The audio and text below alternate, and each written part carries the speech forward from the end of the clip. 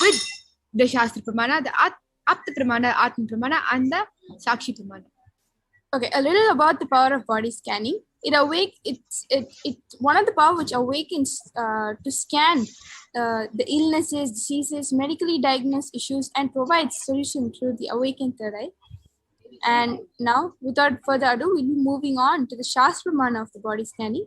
And the Shastra Pramana goes like, Svadehe jagato vapi Sukshma Sukshmatarani cha Tatvani yani nilayam Dhyanpante Vyatyate para. Bhagavan Paramashiva says, cognize deeply from the subtle to the subtlest constitutive principles of your whole body, Svadeha, or of the whole universe simultaneously consists of the essential reality. They are being absorbed in the source cause, Paramashiva. By the experience of such restful awareness, one becomes complete from all thoughts, and the ultimate universal divine power, Paradevi, Adi Shakti, is revealed, and the supreme power manifestation happens. Yes. So now we'll be moving on to the Apta Pramana, a very interesting experience from a very revered sage, a Siddha. So Terayar was a Siddha and one of the prominent disciples of Agathiyar. One day, a man suffering from severe headache comes to Agathiyar for healing. Agathiyar uses the power of body scanning and identifies the root cause of the headache. He reveals the person's brain. Agathiyar immediately instructs Terayar, his disciple, to perform an open head surgery and remove the frog. After the surgery is completed successfully, the person is healed and cured of the headache. Thus, he gained the name Terayar. Now we'll be moving on to the Atma Pramana, which is the direct experience from the life of the Supreme Fount of Hinduism. On the 22nd December 2019, Supreme Fount of Hinduism revealed how Swamiji used the power of body scanning, paraphrasing his words. Only when I had the multiple compound hand fracture, I was forced to go for surgery and therefore for medical checkups related to that. At that time, they detected heavy metal quantity in my different organs. It was revealed that I had been poisoned without our knowledge. I immediately used the diagnostic methods instead of medical facilities to study the body condition due to the poisoning. Through body scanning, I found out what the problems, the imbalances.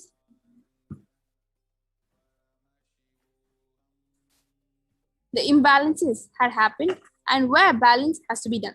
And I used allopathy as a second opinion to verify my findings. So here itself, you can see how the avatar, the incarnation of Paramashiva himself, is trusting completely on just the third eye, revealing whatever the third eye reveals comes to be true.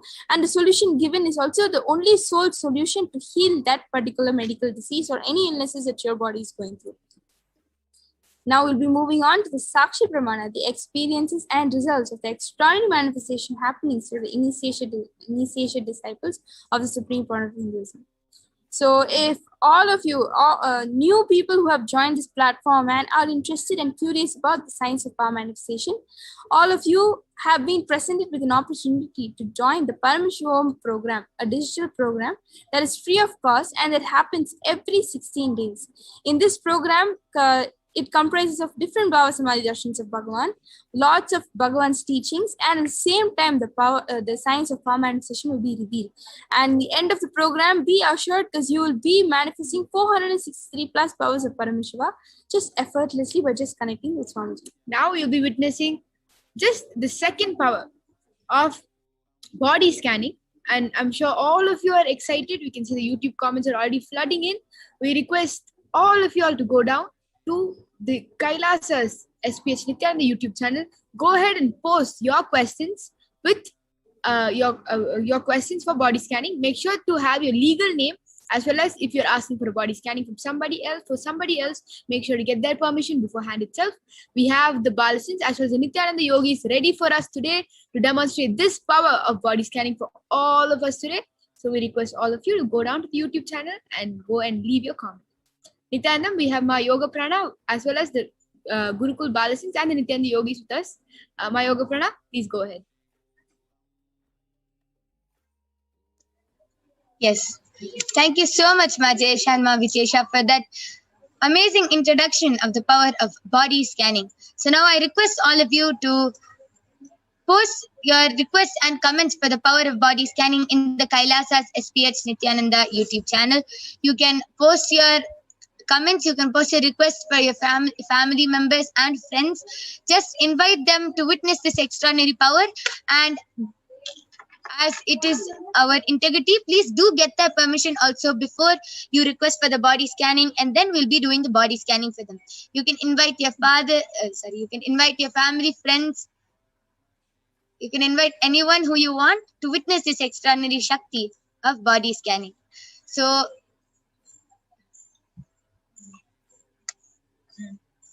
Ma Sumi Murali has posted, Ma, please scan my father.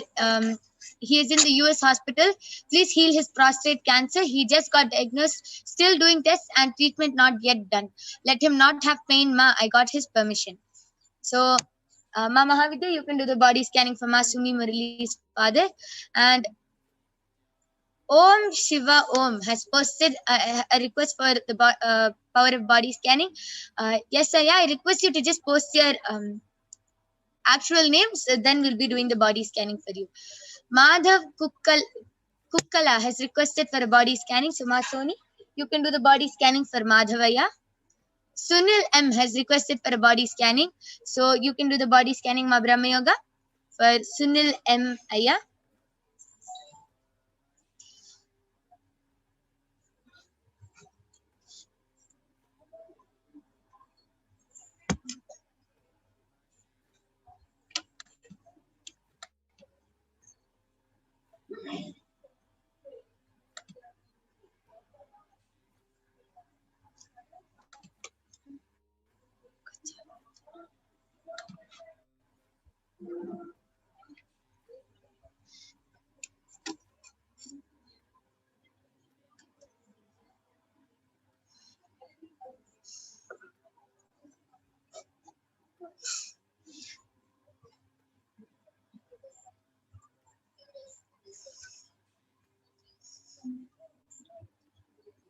Yes, Ma Brahma Yoga, are you ready? Okay.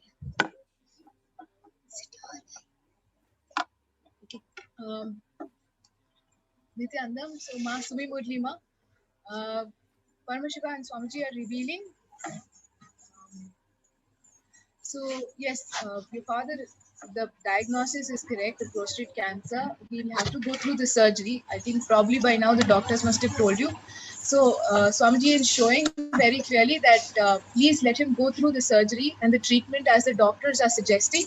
It'll be about 3 days for the healing to happen. So as soon as possible, as you can get him into treatment, that will be best.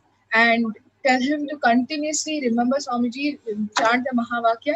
And if he has an Atmalinga, let him continue to speak to the Atmalinga and hold it wherever he has the pain. So in his body region, on the right side, so my right. So wherever is the body pain, let him hold the Atmalinga there and continuously chant the Mahavakya. It will be about 3 days. And let him please go through the treatment as the doctors are suggesting. So for the treatment and the surgery, let that happen. Yes. So that was an amazing solution and revelation. So Ma Sumi Murali, this is for your father, Ma. I request you to get back in the chat and please convey this to him. He will be completely healed as per Paramashiva's instructions. Yes. Ma Soni, you're ready? You can go ahead. I did the body scanning for Madhav Kukkala, and Ayya Paramashiva revealed that you have been having problem in your throat and your wrist. So the solution which Paramashiva revealed is that to apply castor oil in those regions will be completely healed, Ayya.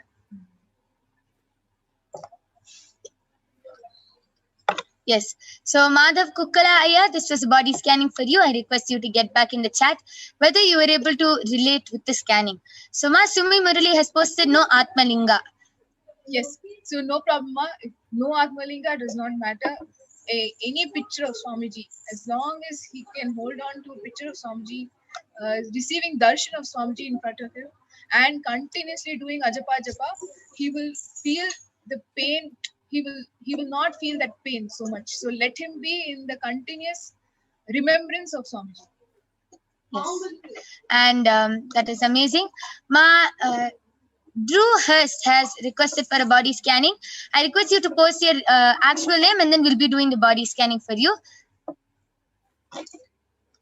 Yes, Ma Brahmayoga, you can go ahead. So I'm done with the body scanning for Sunil M. So Aya, what Paramashiva revealed to me is that you're having tonsils, and for that you should take castor oil and just like try putting it on like as far as your hand can go inside. Just put castor oil over there in your throat, and then on top of that drink castor oil. Like the moment the castor oil goes in that area and touches that area, it will start healing. So for that you should have castor oil and also apply castor oil inside, like at the back of your tongue in that area, and your tonsils will heal in a few days. Yes, so that is a scanning for Sunilaya. Yes, so Sunilaya, I request you to get back. Ramesh Jamanapalli has posted, Nithyanandam, can you scan my body and let me know my root pattern? So, Ma Mahavidya, you can go ahead and do the body scanning. Malleshwari Vemuganti has posted, Ma Nithyanandam, scan my eyes and tell me needful and filled with spiritual concentration to meditate. So, Ma Soni, you can do the body scanning for Ma Malleshwari.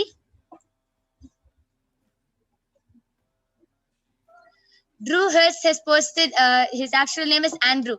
Yes, yes, Aya, we'll definitely be doing the body scanning. Ma Brahmayoga, please do the body scanning for Andrew, Aya.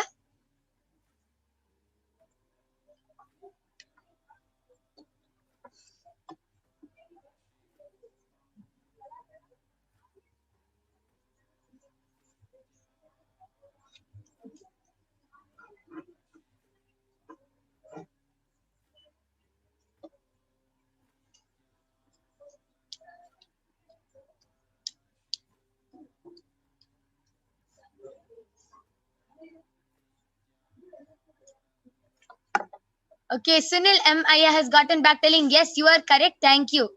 Yes, that is amazing. Sumil Aya, just follow whatever Paramashiva has revealed and you will be completely healed of all your problems, Aya.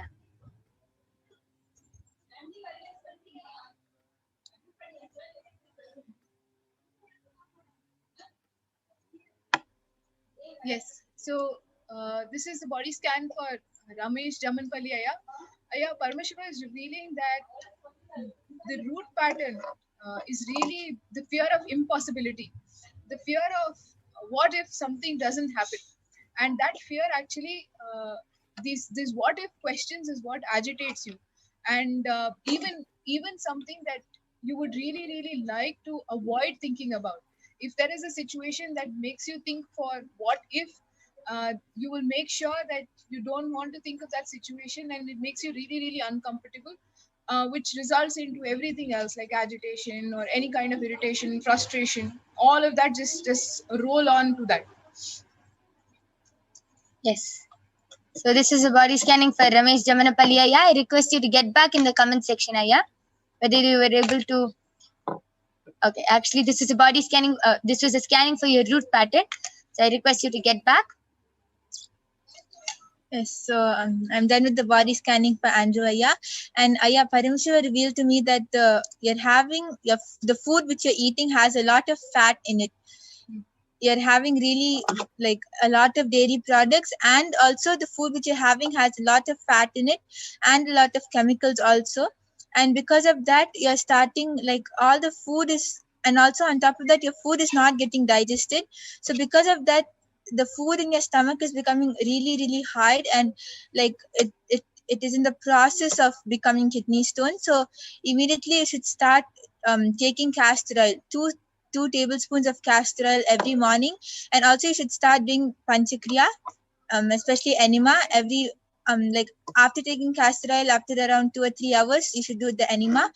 And also in the night time you should start taking haritaki. If you do these 3 things, all the food will start digesting, and you'll also see that you'll get the fit body which you want. Yes, so this is a scanning for Andrew Aya. Yes, so Andrew Aya, this was a scanning for you. I request you to get back whether you were able to relate with the scanning and that you, whether you were able to hear what is the solution which Paramashiva has revealed for you. Yes. Masoni, you can go ahead. Nithyananda Paramashivam. Yeah, Paramashiva revealed that for your eye, Paramashiva revealed that to do eye cup and do meditation on your bottommost chakra with the Mahavakya playing at the background. Yes, that is an amazing solution. So this is a scanning for Malleshwari. Yes, so this is a scanning for Malleshwari. So I request you to get back, Ma, whether you were able to relate with the scanning. Yes, and Madhav Kukkula Ayya has gotten back telling, Ma, can you please scan again? I was not able to relate.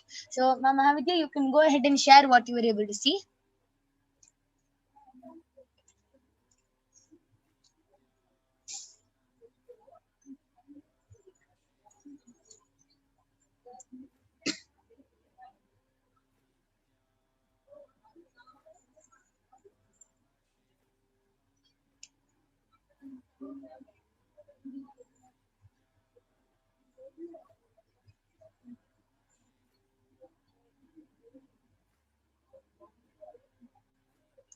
Okay, so Sunil M. Aya has gotten back telling, could you explain one more time clearly, please? You said correctly, but I'm confused. So, Ma Brahmayoga, why don't you go ahead and repeat the scan for Sunil Aya? Yes, so Sunil Aya, actually Paramashiva revealed that you have tonsils in your throat, and for that you should put castor oil at the back of your tongue, like as far as your hand can go inside.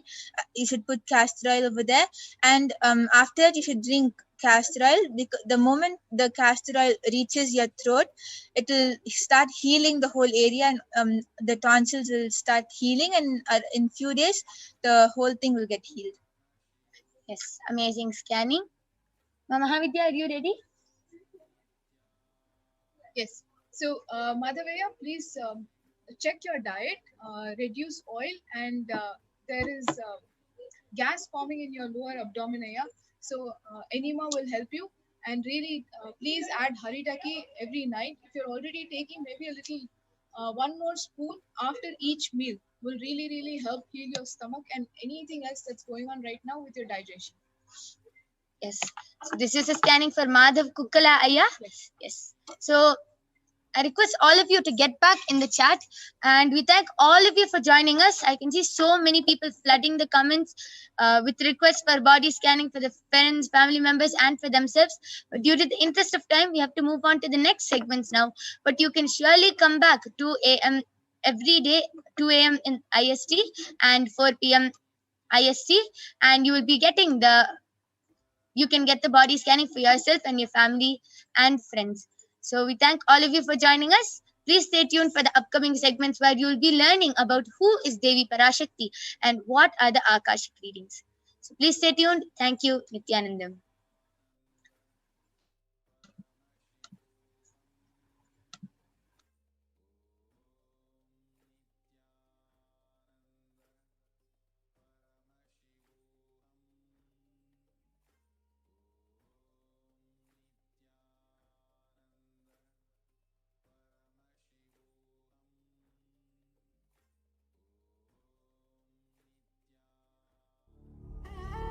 What I mean by the word Kailasa, listen intensely. Enlightenment ecosystem, literally enlightenment itself, in your own home, wherever you are. If you cannot come to Kailasa, it's okay. Kailasa can come to you. Kailasa coming to you is Kailasa.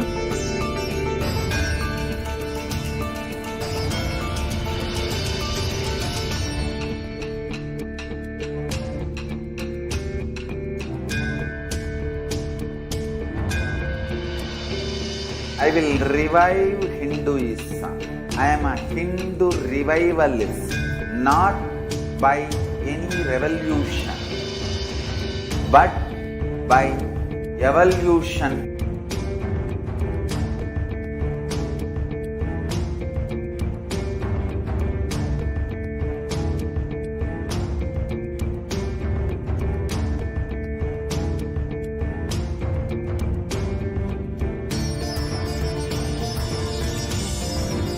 and setting model community.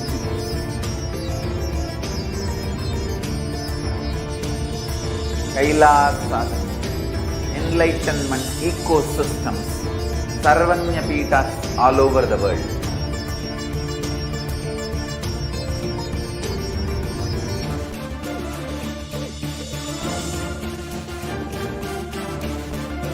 All powerful cognition, knowledge, only when you live, power manifestation and possibilities manifestation happens. It's a fundamental truth.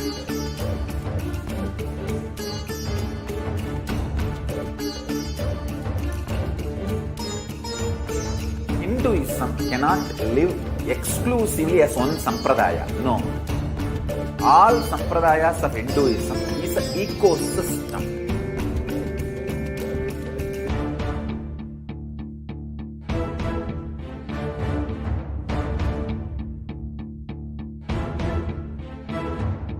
So don't keep quiet thinking that if one sampradaya is attacked, only that sampradaya is going to be affected. All of us are ecosystem.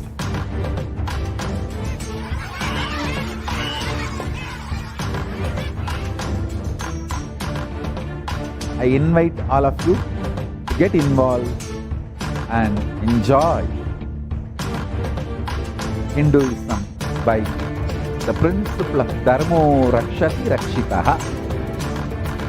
When you protect Dharma, Dharma protects you.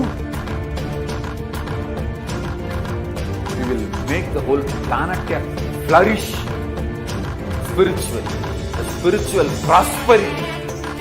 Happen to whole planet there. We all have to coexist together.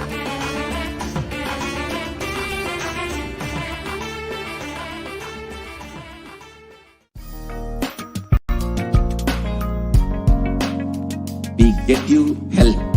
We get you ability to build beautiful relationships in your life. We get you direct spiritual support, and we make sure you become wealthy.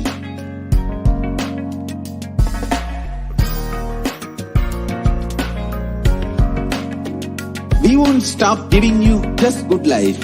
We will literally not stop till you live enlightened life. Manifesting the state of Paramashiva, space of Paramashiva, powers of Paramashiva, being of Paramashiva.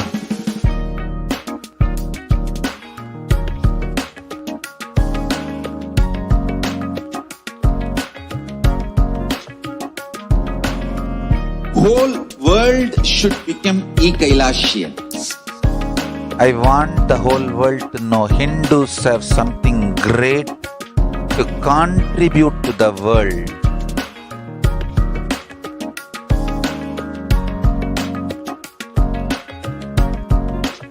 We have something great to contribute to the world.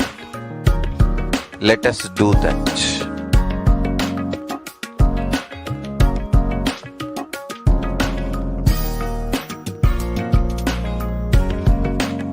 Kailasa is proper customized spiritual service helping you to identify your root patterns of suffering. We have perfected the science of helping every individual from every cultural, religious, nationality background.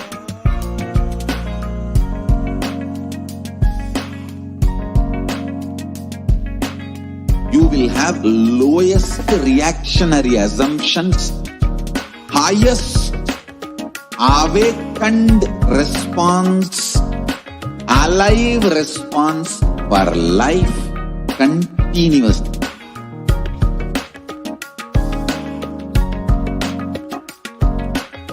Kailasa is enlightenment ecosystem, literally enlightenment itself in your own home, wherever you are. proper customized spiritual service helping you to complete with your life negativity. Withdrawal from life, self-hatred, self-denial, self-doubt, so much of tiredness, laziness. We can support you aligning your diet, your attitude, your aptitude, your understanding about life. We can help you with everything.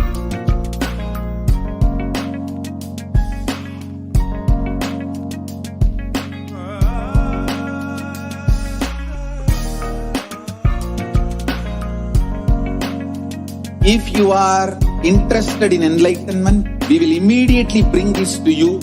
If you are not interested, we will explain the whole science, inspire you and make you interested in enlightenment science. We need to cater this enlightenment science to the whole world wherever they are, because enlightenment is the birthright of all human beings. Kailasa is responsible to provide that to all human beings.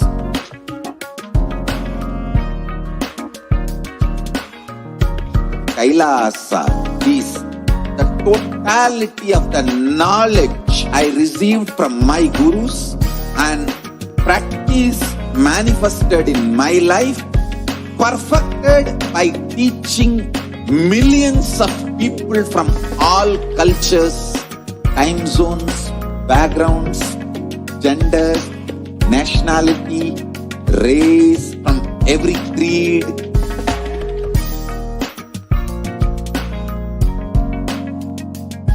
So this absolutely perfected knowledge available to you, served to you in your home without even you moving out of your couch, free of cost.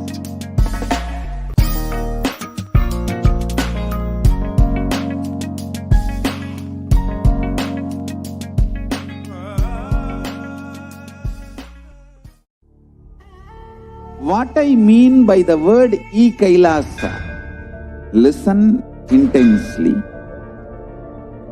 Enlightenment ecosystem, literally enlightenment itself, in your own home, wherever you are. If you cannot come to Kailasa, it's okay. Kailasa can come to you. Kailasa coming to you is Kailasa.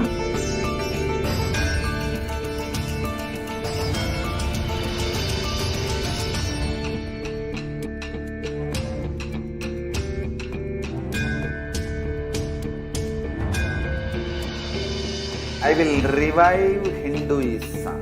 I am a Hindu revivalist, not by any revolution, but by evolution.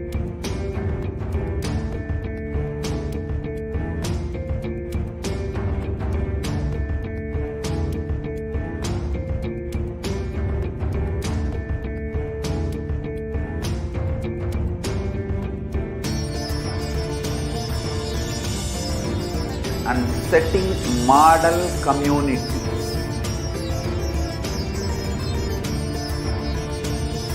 Kailasas, enlightenment ecosystems, Sarvanya Peethas all over the world.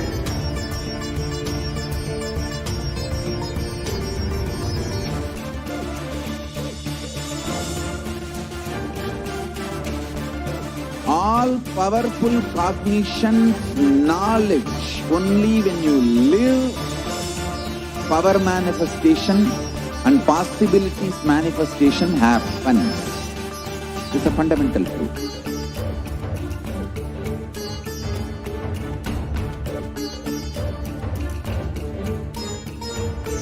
Hinduism cannot live exclusively as one sampradaya. No. All sampradayas of Hinduism is an ecosystem.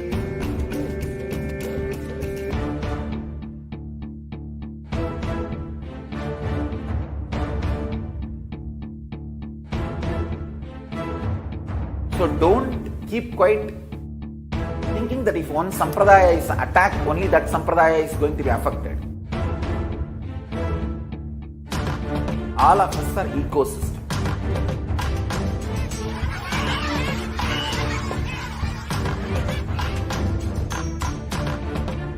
I invite all of you to get involved and enjoy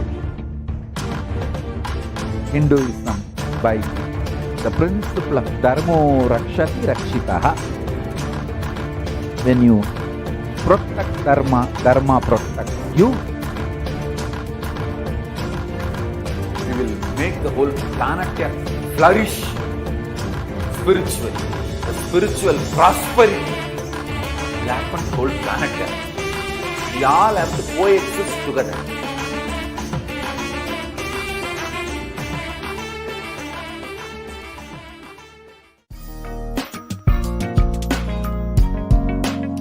We get you health. We get you ability to build beautiful relationships in your life. We get you direct spiritual support, and we make sure you become wealthy.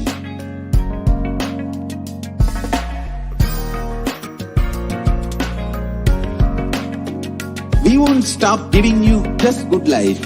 We will literally not stop till you live enlightened life. Manifesting the state of Paramashiva, space of Paramashiva, powers of Paramashiva, being of Paramashiva.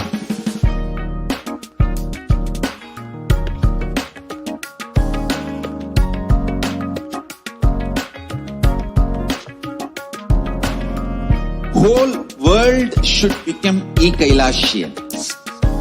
I want the whole world to know Hindus have something great to contribute to the world.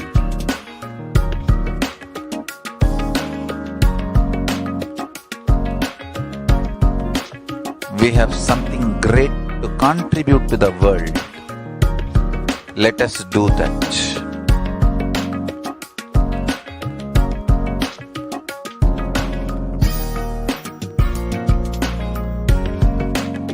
Kailasa is proper customized spiritual service helping you to identify your root patterns of suffering.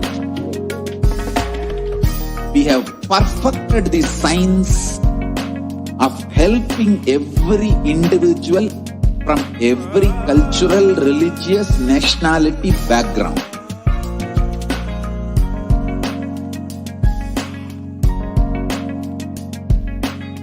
You will have lowest reactionary assumptions, highest awakened response, alive response for life continuously.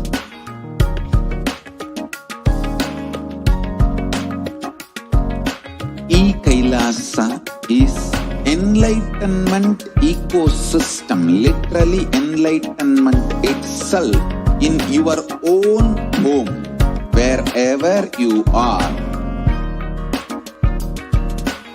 Proper customized spiritual service helping you to complete with your life negativity, withdrawal from life, self-hatred, self-denial, self-doubt, so much of tiredness, laziness. We can support you aligning your diet, your attitude, your aptitude, your understanding about life. We can help you with everything.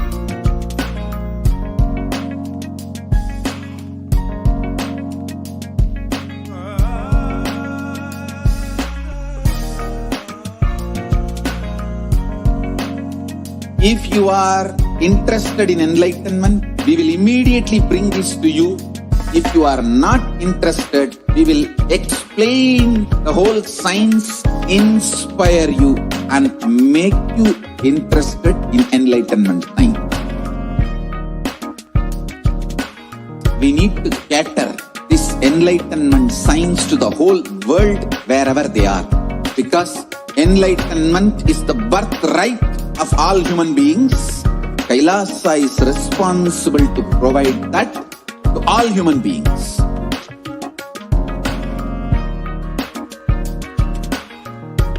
Kailasa is the totality of the knowledge I received from my gurus and practice manifested in my life, perfected by teaching millions of people from all cultures, time zones, backgrounds, genders, nationality, race, from every creed.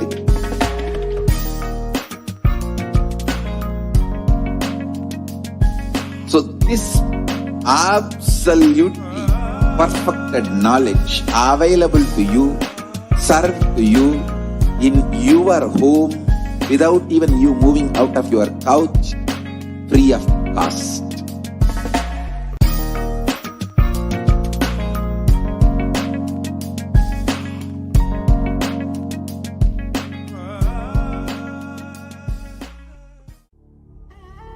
What I mean by the word Kailasa, listen intensely. Enlightenment ecosystem, literally enlightenment itself, in your own home, wherever you are. If you cannot come to Kailasa, it's okay. Kailasa can come to you. Kailasa coming to you is Kailasa.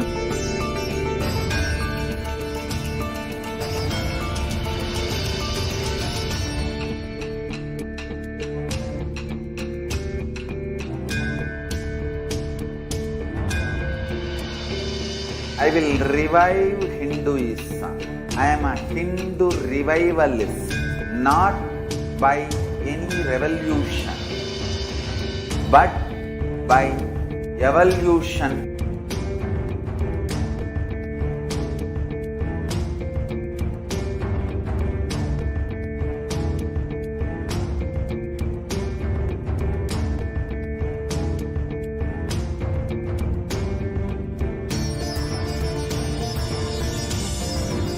And setting model communities.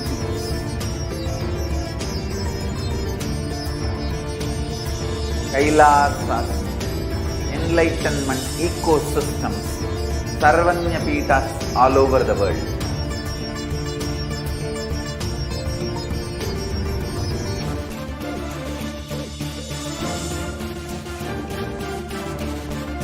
All powerful cognition, knowledge, only when you live, power manifestation and possibilities manifestation happens. It's a fundamental truth.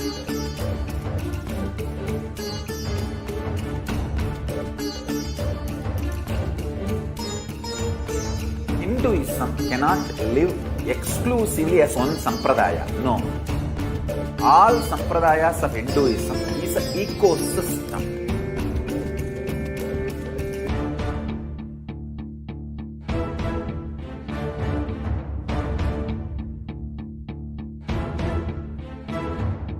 So don't keep quiet thinking that if one sampradaya is attacked, only that sampradaya is going to be affected. All of us are ecosystems.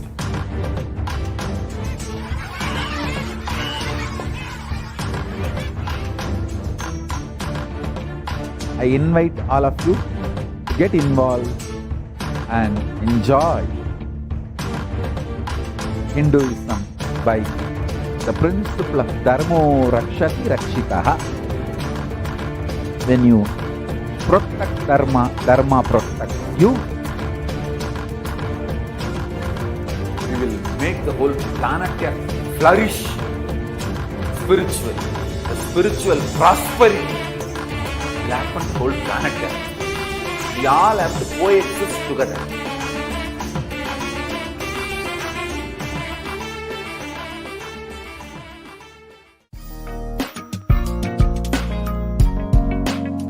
We get you health. We get you ability to build beautiful relationships in your life. we get you direct spiritual support, and we make sure you become wealthy.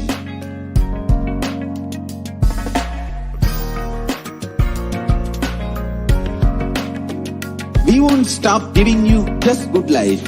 We will literally not stop till you live enlightened life. Manifesting the state of Paramashiva, space of Paramashiva, powers of Paramashiva, being of Paramashiva.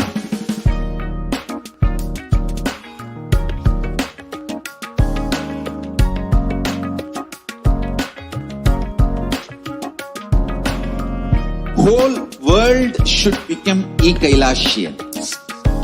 I want the whole world to know Hindus have something great to contribute to the world.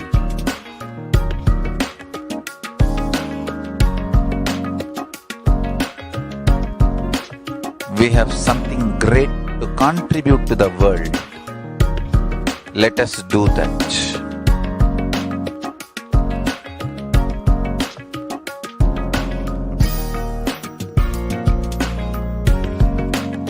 Kailasa is proper customized spiritual service helping you to identify your root patterns of suffering. We have perfected the science of helping every individual from every cultural, religious, nationality background.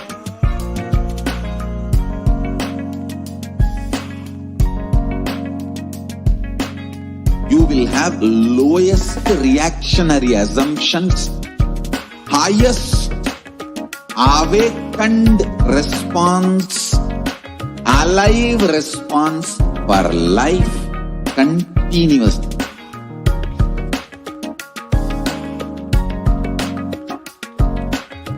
Kailasa is enlightenment ecosystem, literally enlightenment itself in your own home, wherever you are.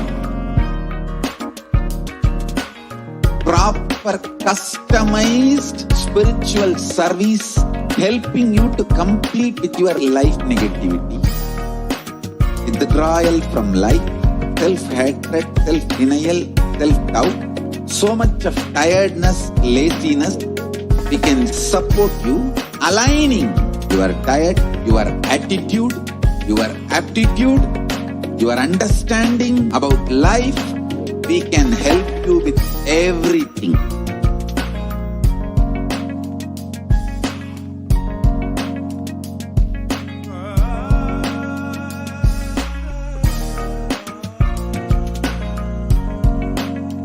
If you are interested in enlightenment, we will immediately bring this to you. If you are not interested, we will explain the whole science, inspire you and make you interested in enlightenment science. We need to cater this enlightenment science to the whole world wherever they are, because enlightenment is the birthright of all human beings. Kailasa is responsible to provide that to all human beings.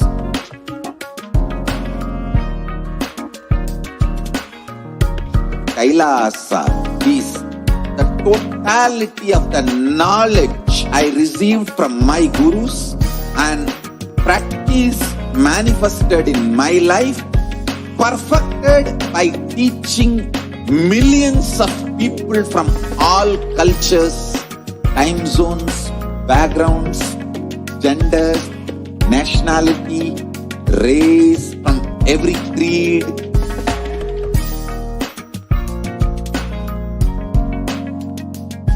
So this absolutely perfected knowledge available to you, served to you in your home without even you moving out of your couch, free of cost.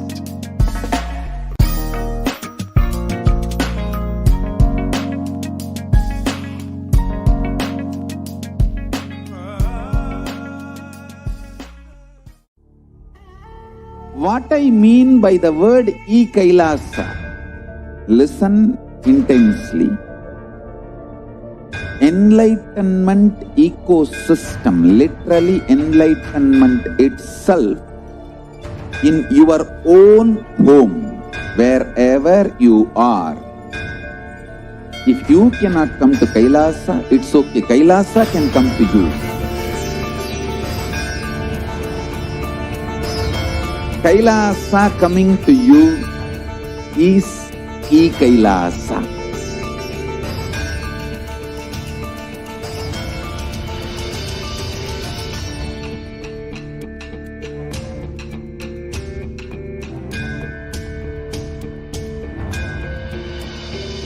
I will revive Hinduism. I am a Hindu revivalist, not by any revolution, but by evolution.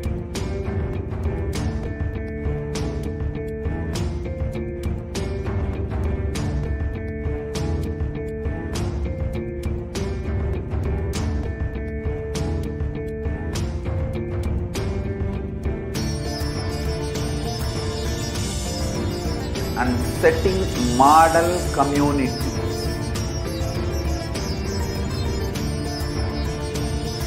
Kailasa, enlightenment ecosystems, Sarvanya Pitas all over the world.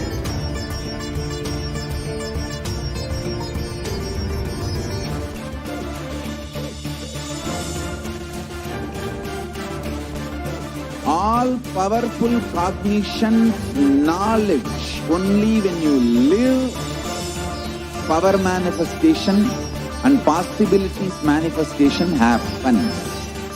This is a fundamental truth.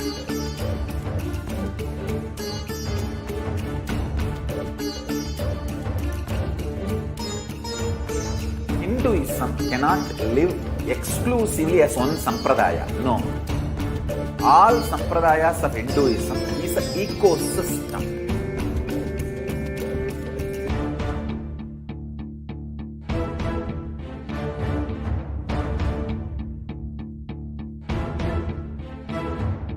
So don't keep quiet thinking that if one sampradaya is attacked, only that sampradaya is going to be affected.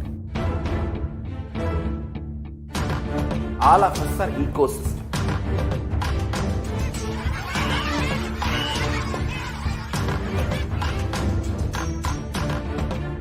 I invite all of you to get involved and enjoy Hinduism by the principle of Dharmo Rakshati Rakshitaha. When you protect Dharma, Dharma protects you. We will make the whole planet flourish spiritually. The spiritual prosperity will happen to the whole planet. We all have to coexist together.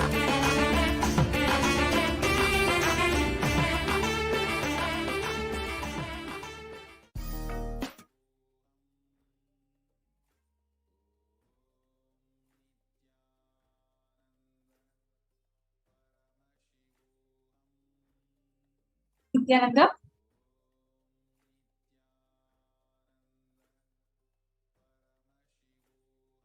Welcome back to all the viewers. We're completing further technical difficulties that we may have faced in the pause of the program, but we're back and we'll be continuing into the next segments of today's program.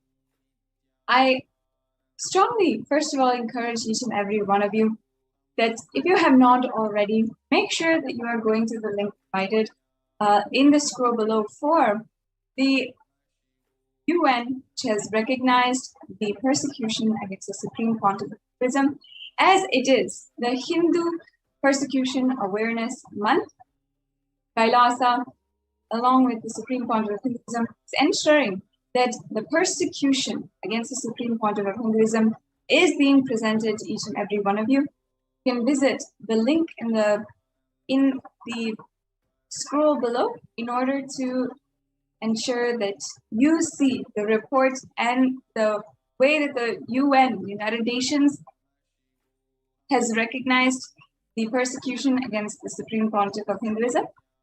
Please visit that link. And right now we'll be going forward with today the next segments in today's program.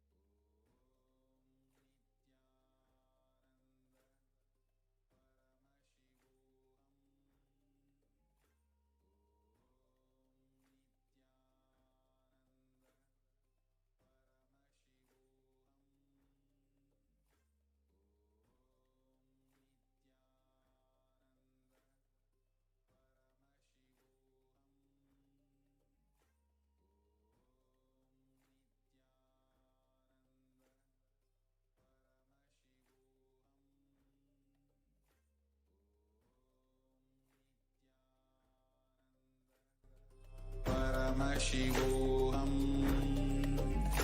Om Nithyananda Paramashivoham. Om Nithyananda Paramashivoham. Om Nithyananda Paramashivoham. Nithyananda Paramashivoham. Om Nithyananda Paramashivoham. Om Nithyananda Paramashivoham. Om Nithyananda Paramashivoham. Om Nithyananda Paramashivoham. Om Nithyananda Paramashivoham. Om Nithyananda Paramashivoham. Nithyananda Paramashivoham. Om Nithyananda Paramashivoham. Om Nithyananda Paramashivoham. Om Nithyananda Paramashivoham. Om Nithyananda Paramashivoham. Om Nithyananda Paramashivoham. Om Nithyananda Paramashivoham.